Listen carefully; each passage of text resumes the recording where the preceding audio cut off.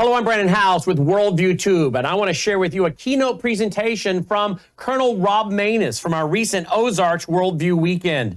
Hey, if you appreciate this presentation, we have about, another 9 more of these. If you'd like to gain access to watch all of that exclusive content, it's available to you when you join at worldviewtube.com/vault. You'll get 21 years of radio shows, TV shows, ebooks, audiobooks, my documentaries, and all of my Ozarks Worldview weekends for the last 21 years. Timeless content and documentaries and television specials. Worldviewtube.com/vault.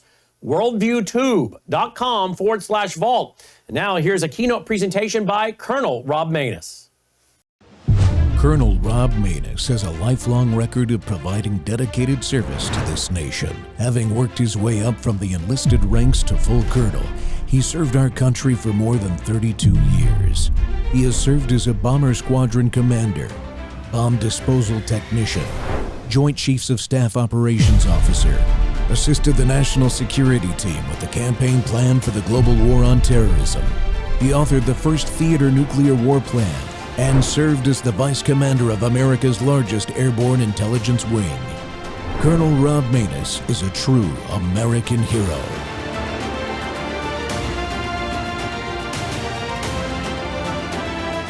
This is Rob Maness Live.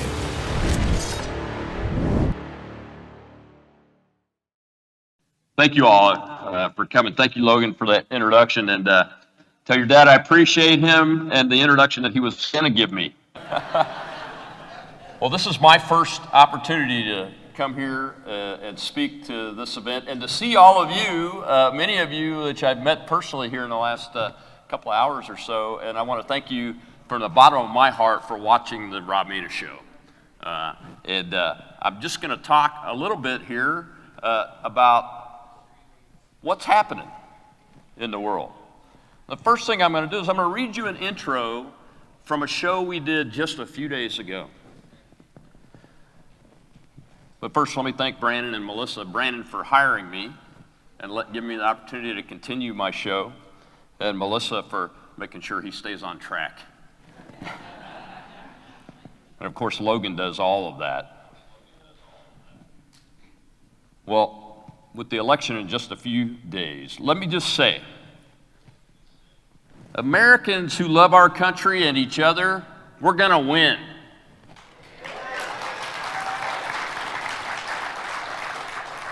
You know, folks, I flew over every state in this nation, every state, for 3 decades or more as a military officer and enlisted man, and I never saw a red state or a blue state. Not one time. I only saw red, white, and blue states. I've seen Americans spill their blood for America with my own eyes. Americans of every race, every creed, or whatever else one wants to identify them by. And you know what the color of their blood is? Red, just like yours and mine. But their blood is a physical manifestation of the last full measure of devotion that millions of Americans have given freely for us, for this nation. The greatest gift God and mankind have ever given to humanity, the United States of America. This country has lifted more people out of poverty, cured more illnesses, extended longevity of the human life, put men on the moon. I might add, the second man to set foot on the moon, Buzz Aldrin, just endorsed Donald J. Trump the other day. He should get a round of applause for that. But we did that because we were able to put aside our differences. We've done all of those things because we put aside our differences. And we unite around what? We unite around a set of core ideas: the right to life, liberty, and the pursuit of happiness. This little red book here has got that document in it. It's called the Declaration of Independence and the Constitution of the United States. See how worn it is? This book is what I've carried for 25 years of my military career because I took an oath to it, that Constitution. And I understand that the values of life, liberty, and the pursuit of happiness are what the underpinning foundations of this country are, and they're the uniting principles that even those on the other side of a lot of us in this room, and I'm not going to make an assumption that there's not a Democrat in this room, because we're Americans, and the odds are we don't all believe in the same political side. But we all believe in those three things. When you walk out, get past the Beltway in Washington, D.C. in the swamp and get away from the career politicians, which should never have been allowed to exist in this country in the first place, what do you find? You find us, red-blooded Americans of every race, every creed, every identity. And what do we want? Life. Right to own private property.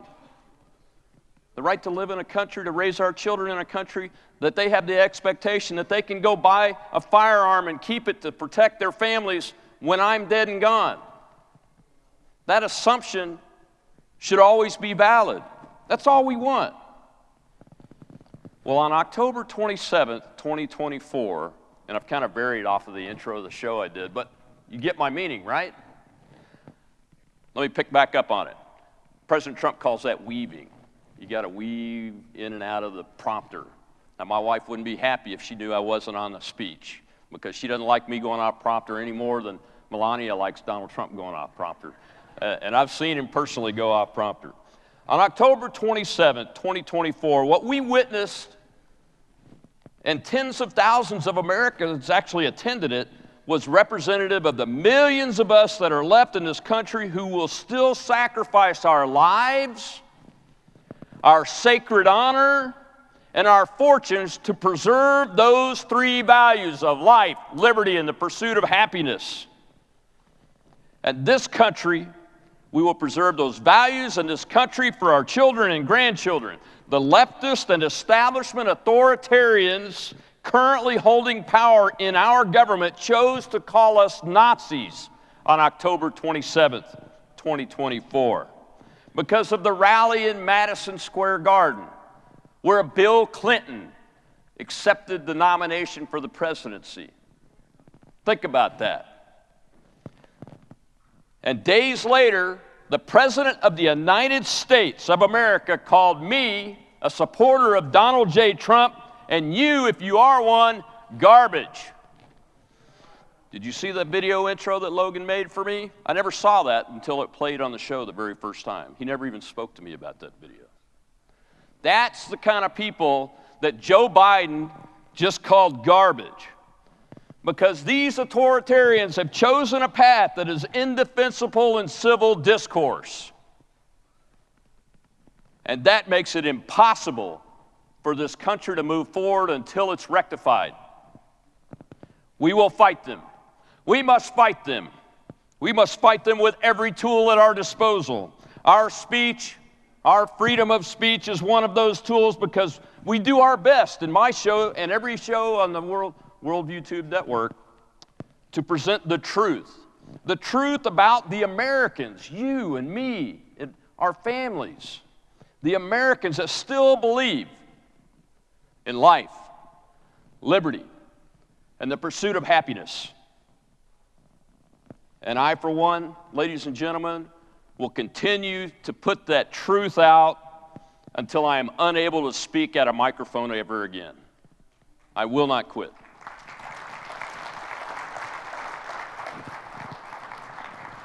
So he gave me 45 minutes.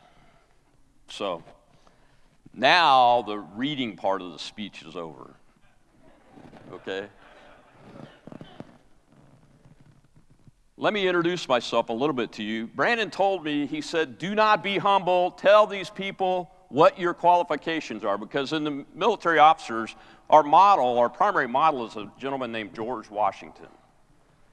And one of his characteristics, historically, traditionally, and factually, is that he was a very humble man in public, at least. And he controlled his humility. And so we teach our military officers to be humble before all things, because when one is humble, it enables the receiver of the message that you're trying to give, and in my case, and military officers' case, if you all are here, That is to lead Americans to fight and die for our country. So we model that after George Washington, and because of that trait, we don't often talk about ourselves. So let me just tell you where I come from and why I believe what I just said. So much so that I've risked my life.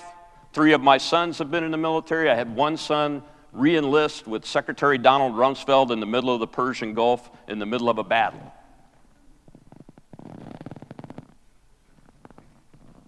Have you ever heard of a guy named David Crockett? He was a congressman.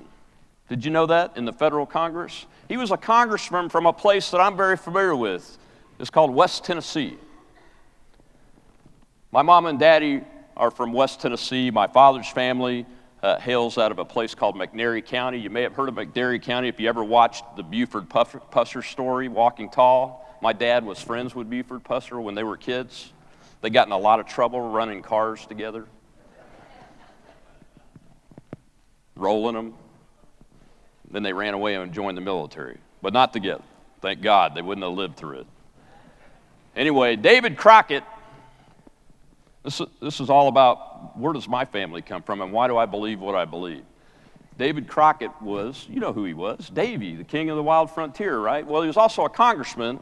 He also believed in human rights, and he fought against a president named Andrew Jackson to stop forcing the Native American tribes, mainly the Cherokee, down the Trail of Tears and out to the west, forcibly moving them. He tried to stop that.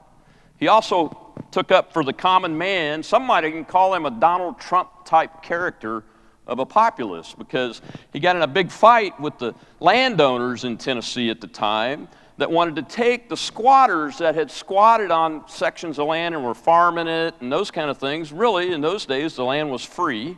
Nobody really owned it. Well, the wealthy wanted to take the land away from the small farmers, and Mr. Crockett fought them. Well, Andrew Jackson had him defeated, twice actually. The second time, he stood on the courthouse steps after his defeat and he told the crowd, he said, well, y'all can all go to hell, I'm going to Texas. And the rest is history. And the courthouse where that was, now this is oral tradition from my family. My father's younger brother, my Uncle Buddy, who's passed away when he was 44 years old, used to take me when I was a little boy around West Tennessee. My daddy was in the Air Force, so he would make sure he brought us home for 2 weeks at a time, twice a year, once at Christmas and once in the summertime. In the summertime, my Uncle Buddy would take me around to these places and teach me about the history of this area. One of the places he took me was that courthouse, and we stood on the steps, and as a 6-year-old boy, he told me the story about David Crockett. The first book I ever read, full book, besides See Spot Run and Dick and Jane and all that stuff, was a biography, a kid's biography about David Crockett, because that's where it was. And he said, Mr. Crockett said that, and he went to the Alamo, and he was instrumental in the founding of the state of Texas, Robbie. That's what they call me at home. Nobody else calls me that except my mother, and she's still alive, and my wife, so don't try it. So I learned those types of characteristics and that type of character very early on. You know, in those same visits, my Uncle Buddy would take me out to my great-grandpa and grandmother's house. They were in their late 90s. They almost both made it to 100, but they lived in a wilderness cabin in West Tennessee. No driveway. I remember my Uncle Buddy, he had a gold Barracuda. Y'all remember the Barracuda? Yeah. I see that car and it reminds me of him every time. But he would take me out there so I could spend time with them because they were from a past and a part of history that I wasn't going to get to touch very often. And I was amazed because they lived in a cabin that I had read this book by Davy Crockett, about Davy Crockett, and I read one about Daniel Boone too, who actually ended up settling in Missouri, his final house. And that's the way they were living in the 1960s. Pot-bellied stove, one-room cabin, pump handle on the water. They did run the water pipe into the sink in the house, outhouse in the back, no yard. They lived in the woods. just like David Crockett and Daniel Boone did. Not very many kids get the opportunity to experience that. No one gets the opportunity to experience that today. That's why I tell that story, because that's where I come from. They were farmers. My grandfather Maness was a farmer. He had 11 kids so he could do the farming. So I come from farmers. I also come from teachers. That same grandfather, 4 of his children were teachers. My Uncle Buddy was a history teacher. That's why he liked to take me around before his kids were born, when I was a little boy, and teach me about the history of Western Tennessee. He also left me with this. When my father retired and moved us back to Western Tennessee, we went to an old country church. This is the kind of church that it had the number like 14 for attendance. You know those the wooden boards with the black and white cards and stuff? That's the kind of church it was. I got saved in that church when I was 14 years old. So he also taught me about Christianity in those movements. And I owe that uncle and my other uncles, who were all in the United States Air Force or the United States Army, by the way, with the exception of the history teacher, I owe them everything, along with my father and my grandfather, as to who I am and who we are as Americans. Because they were just right there in the heart of West Tennessee, farming the land, hunting deer, hunting squirrel. To this day, on Labor Day, there's a group of old men that'll gather and build a fire out in front of an old house that was used as a hospital in the Civil War, and it's got trees in it.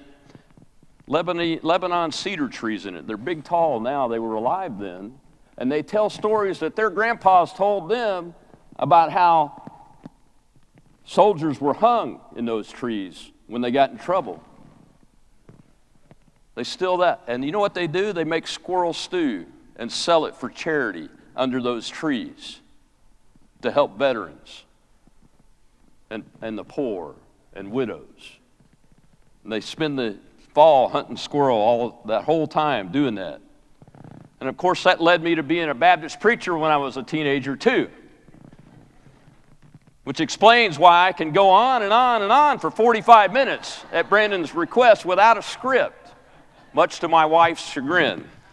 I got 29 minutes left, folks. But I left that at the age of 17 and joined the United States Armed Forces. Well, why in the heck did I do that? Well, my father, I said, was an enlisted man. All of my uncles were enlisted men, except for one. One on my mother's side was a B-24 pilot in World War II.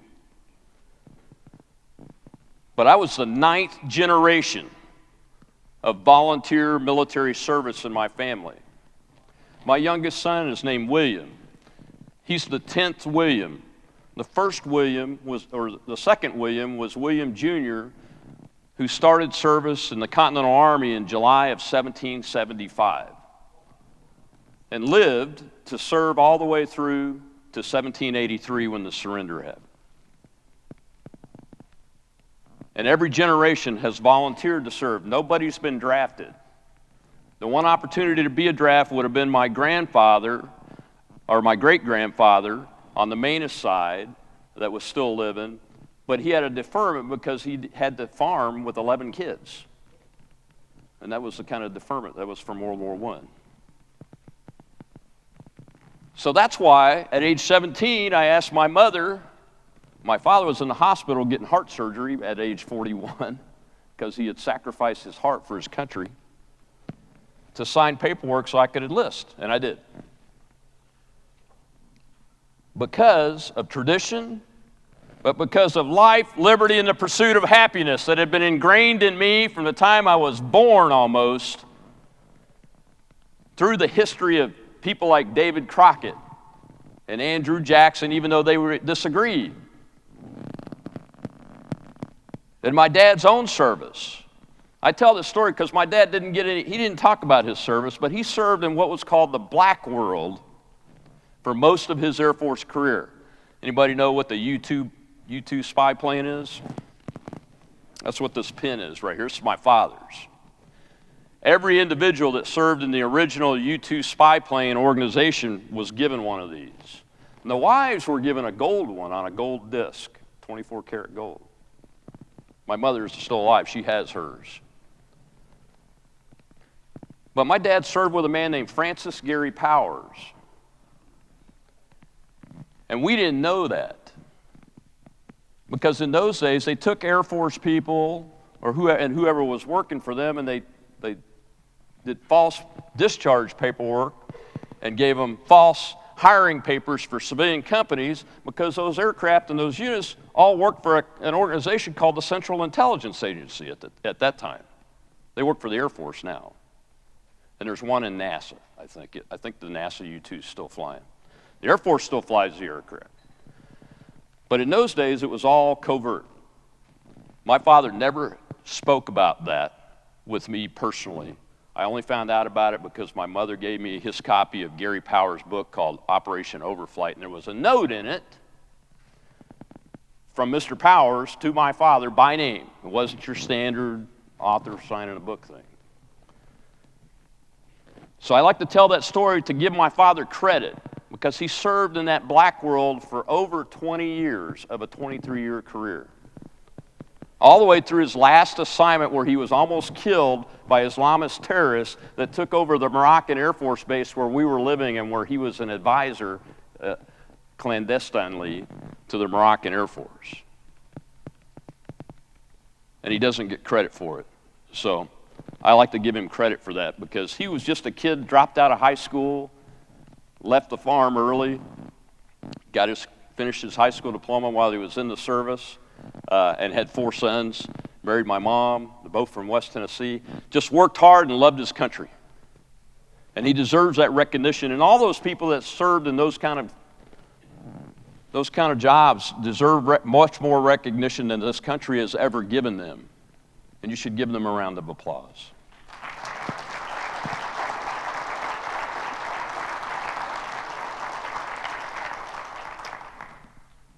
Now let's talk about my qualifications. As a military expert, I served in explosive ordnance disposal for 6.5 years. That's bomb disposal. It also means that when I tell you the next thing about that I'm an expert in nuclear weapons and nuclear strategy and warfare and deterrence, because I did that job as a 17-year-old kid, I also studied the design of every nuclear weapon the United States has ever made. Not only the design, but how to take it apart, how to put it together, how to make it work, how to make it not work, because bomb disposal is about making bombs not work, right? So that's the foundation of my knowledge in things like nuclear weapons, improvised explosive devices, terrorism, aircraft, and those kind of things. Well, I went to college at night school, managed to graduate in spite of my mediocre performance, and became an officer, went to flight training as a navigator, and I've flown in several aircraft, KC-135 tankers that were built in 1961 and earlier. I was born, for the young people in here, I was born in 1961, so even in 1980s when I started flying the first aircraft I was qualified in, that aircraft was built the year I was born. They were older than me. They were older than me. But somehow I managed to do well at that, and I got picked to go fly in an aircraft called the B-1 bomber. That beautiful airplane in the video you saw and the silhouette of it, which is, I would dare say, in the 20th century, the most fabulous piece of hardware that the American Air Force has ever produced and flown. Even better than the stealth bomber, etc. By the way, those B-2 stealth pilots, they all came from the B-1 crew force. I trained most of them. I was fortunate enough to command a whole squadron of those B-1s after I left the Pentagon, where I happened to be on 9/11,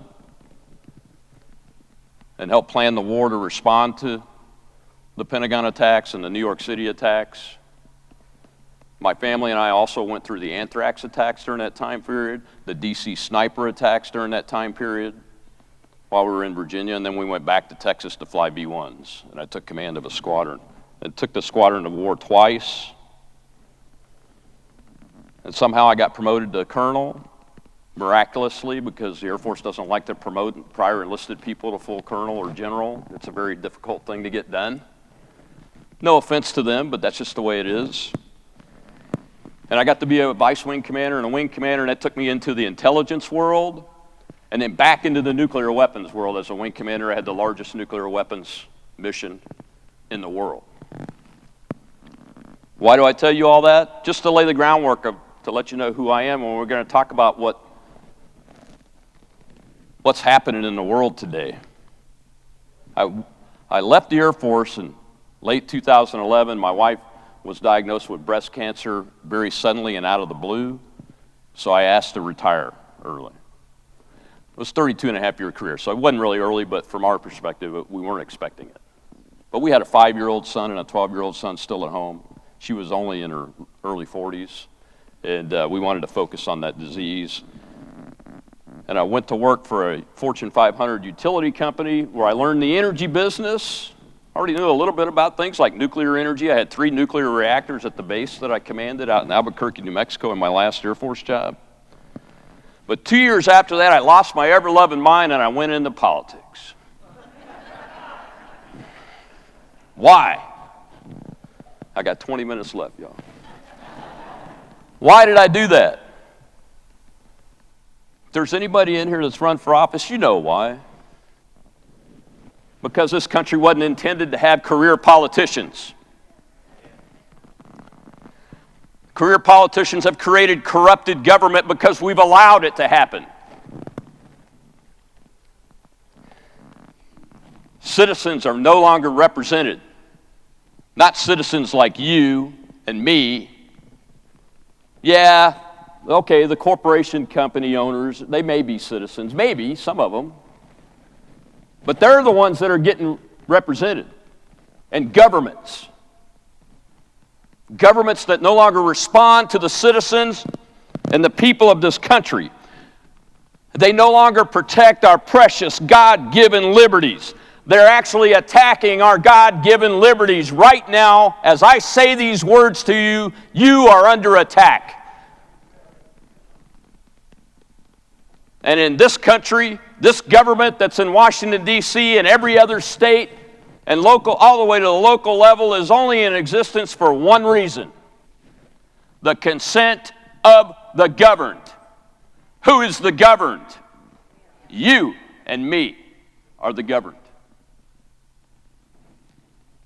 That's why I went into politics. That go back to my Christianity. I am not a great Christian.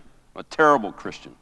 If I get to heaven, my robes are going to be all sooty and smoky and not bright white, because I have not done a good job at that. I want to, and I believe in Jesus Christ as my Lord and Savior, died on the cross for me and was raised from the dead after 3 days, and sits at the right hand of God today. But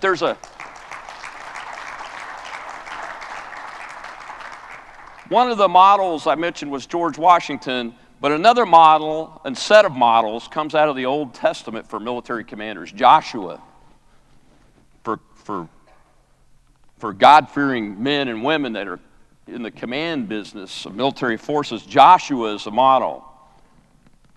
The book of Isaiah is full of philosophical tools. And one of them is Isaiah 6:8. And then I heard the voice of the Lord saying, "Whom shall I send? And who will go for us?" And I said, Here am I, send me, O Lord." That's one reason why I'm in the military after my family history. Second is, there's a guy named Teddy Roosevelt. Now, I know he's a liberal Republican and a populist in the second part of his career, but he loved America, just like I love America and you love America, and this guy named Trump, I think, loves America based on what I can tell. And he wrote a poem called "The Man in the Arena." So those are the 3 things that led me to military service and politics. So I ran for the U.S. Senate. I lost my mind. 2 years out of the Air Force, living in Louisiana, wasn't born there. And in Louisiana, when you run for politics, people go, "What school did you go to?" They're not asking you if you went to Harvard or Yale or even LSU. They're asking you which Catholic private high school you went to. I'm a Southern Baptist, born, son of Tennesseans. I was called a carpetbagger for a while. Thank God my grandpa wasn't alive, because he'd have probably shot him for saying that. Anyway, they said the most common refrain was, "You're not qualified. You were in the military for 30 years. All you had to do is tell people what to do." In the political and the civilian world, you got to lead people to do what you got to do. Well, I beg to differ with you, and let me educate you a little bit. The hardest job for a commander in the United States military or any military is to lead people to die for their country, and you don't do that by saying, "Pick the damn gun up and go." That's a last resort. You do it by creating love for each other and your love for, and showing them your love for them, because it's an emotional business. And so is leading in the civilian world. So I would rattle off. I was in B-1s. I commanded in peace and war. I went through the Navy War College. I'm a Harvard graduate of the Kennedy School. I commanded the Air Force, America's only airborne intelligence wing, with operations of 14,000 people all the way around the world in all kinds of places. Presidents would approve the missions my guys would fly. I commanded a wing controlling one of the largest bases in the world. Look at Kirtland Air Force Base in Albuquerque, New Mexico. 53,000 acres, 2 mountain ranges, 3 nuclear reactors, 23,000 people, 800 hotel rooms. The thing generated $7.2 billion a year in economic output for New Mexico, largest employer in the state. So yeah, I would tell them, I'm qualified. And I worked for a Fortune 500 energy company, and that means I know what drill, baby, drill means. And here's what I ran on. 15 minutes left. America's success, this is going to be familiar to you, but this was in 2013 and 2014. Remember that. America's success is defined by these 3 simple visions: peace through strength. Stop endless war policies. That's what that means. Energy dominance. In those days, I used the word independence, but now I've seen Donald Trump achieve dominance in less amount of time than I was predicting we could be energy independent, so I'm just going to use dominance, because that achieves economic prosperity and enables reshoring of our manufacturing capability, reduces prices across the board, everything from the trucks picking up goods on the West Coast to deliver them on the East Coast and everywhere in between. If you cut that energy price in half, you cut the price of the good in half. And the 28-year-old mother of 2 with 2 little kids doesn't have to make the choice between putting gas in her damn car and feeding her children. She can do both and still give them a good life. That's what it's all about. That's 2, energy dominance. Border security. But border security goes right along with that.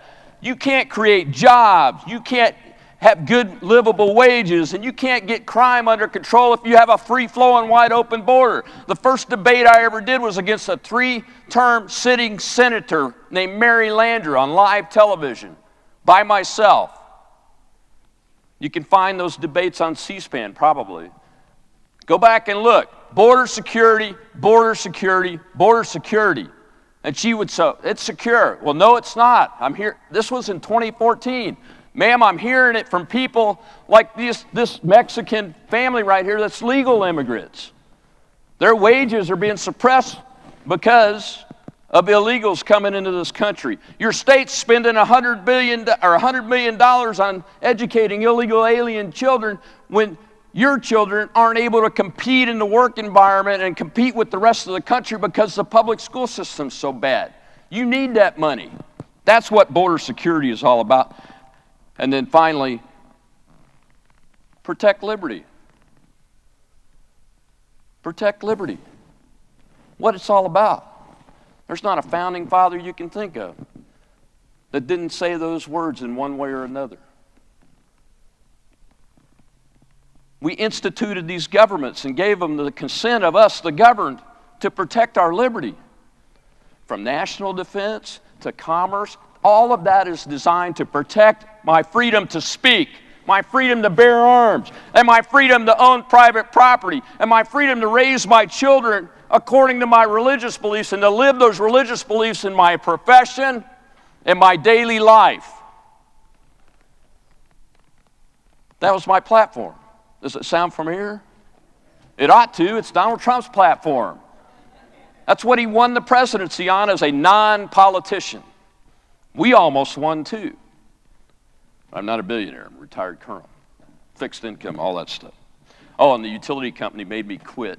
They wouldn't let me stay because Mary Landrieu, they were big donors of hers. So I couldn't keep my job. All right. 11 minutes left, in case you're wondering. So I went into politics, and I'm in it now. If you watch my show at all, and I hope each and every one of you does, it's Monday through Thursday live at 2 p.m. Central, 3 p.m. Eastern, and we're on every day. There's a recording of it the rest of the days. And we have a live audience that gets to ask questions on my show. We bring a space in from X, and I allow an audience member, if they have a question, to ask one question every 15-minute segment. But why am I doing that? Because this is welded together with my political life, and I'm still in it. I'm the chairman of a PAC, political action committee called Gator PAC, and it's Veterans Leadership Fund.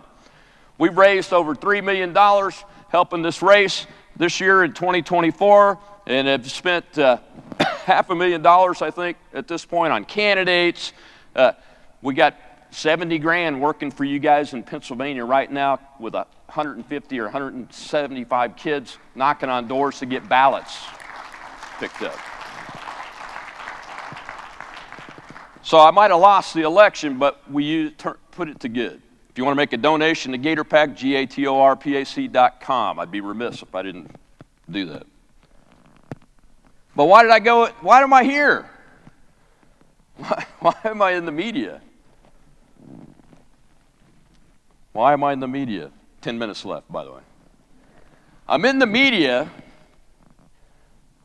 because the biggest failure of the American system in my lifetime is the so-called free press.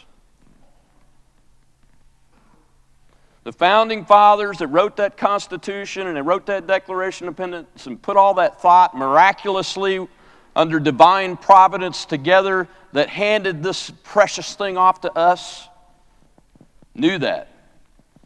Even though the really smart ones didn't want to do a Bill of Rights, they knew when they had to do it that they had to list that first in the First Amendment as one of the 5 critical rights that needed to be identified.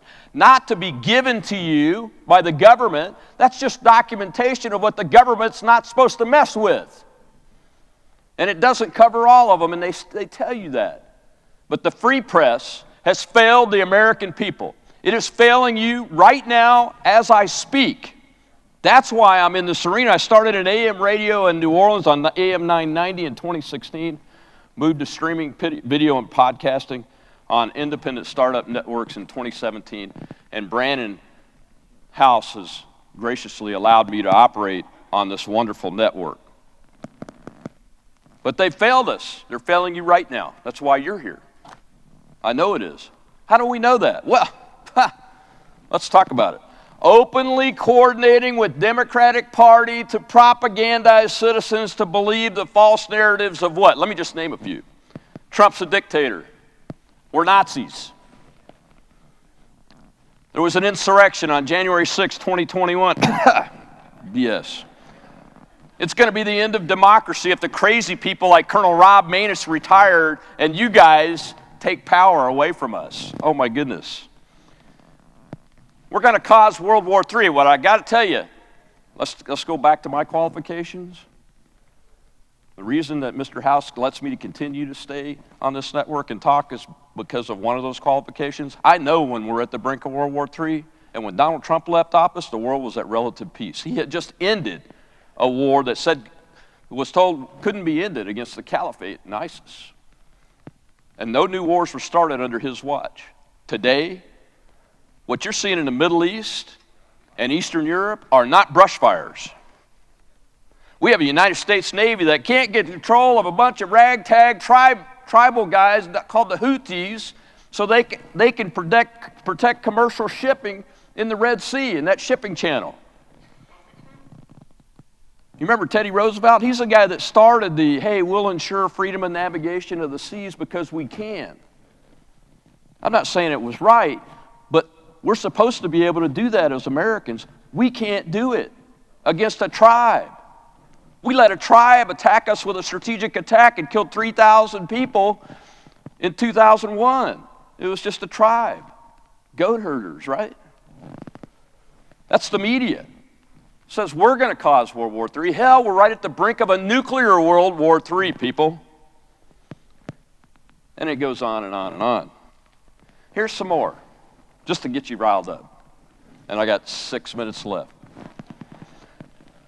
The media openly acts as a government mouthpiece and an agent of the government by censoring my speech that it doesn't approve of or like. They call it disinformation and misinformation when I speak and criticize them. But they've created these disinformation and misinformation arbiters through false fact-checking organizations supported by your government and tax dollars and mine. Their actions led to the Russia hoax. Half of the American people believe that Russia put that Russia put Donald Trump in office in 2016 because of that. Their actions have led to indictments of a former president breaking the norms in this country, shattering them,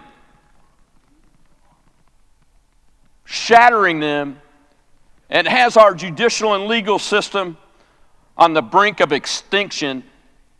And that is the thing that protected our liberties that the founders created. This is all on the free press. And why I'm doing this. I'll just remind you that 2 political prisoners have been incarcerated and released in the last 6 months. Their names are Stephen K. Bannon and Peter Navarro. They were not Democrats. They were not Democrats. The same charge, contempt of Congress, happened to Eric Holder, and he's a Democrat. He not only, nothing happened to him. He didn't go to jail. He didn't get charged. Don't forget that. There are over 1,000 political prisoners from January 6th that have been incarcerated, some for 18 years, on false charges of things like seditious conspiracy. I'll say it.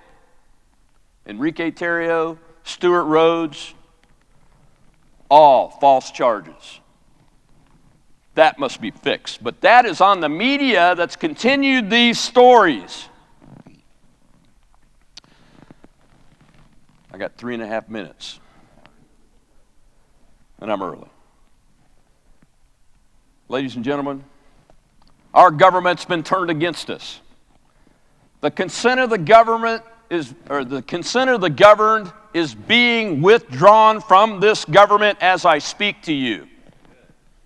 It is not only our right, but our duty to abolish either the entire government or the parts of the government that are no longer serving the purposes that we gave our consent to be covered in the first place, and that is to protect our liberty.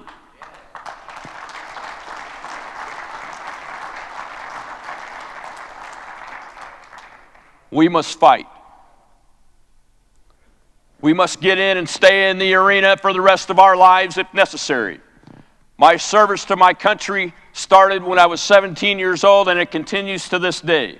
My oath to the Constitution of the United States of America to support and defend it is not to a human being.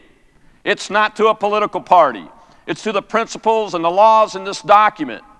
The laws that are being violated every moment of every day by the current government. We must win. We must win. Have you voted yet? Raise your hands. Somebody get a picture of that. Who says Republicans don't vote early? Give yourselves a hand. Today's the 1st of November, 2024. We have just a few days left. What will you do on each of these days to get more votes for America into the ballot box? Because, sir, ma'am, you're not voting for Donald Trump. You're voting for the existence of this country.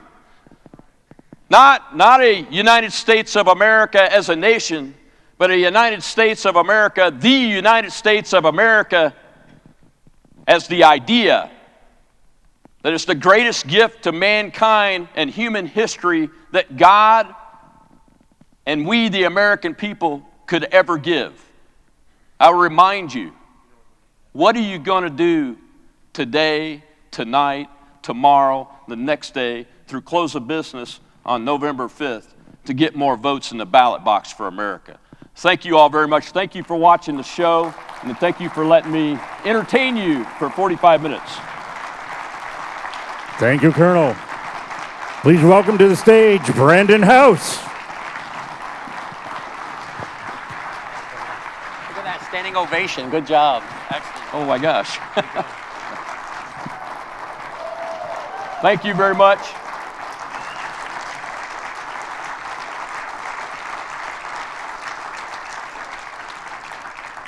Just remember, fight is not just an idea, it's an act. Colonel Rob Maness.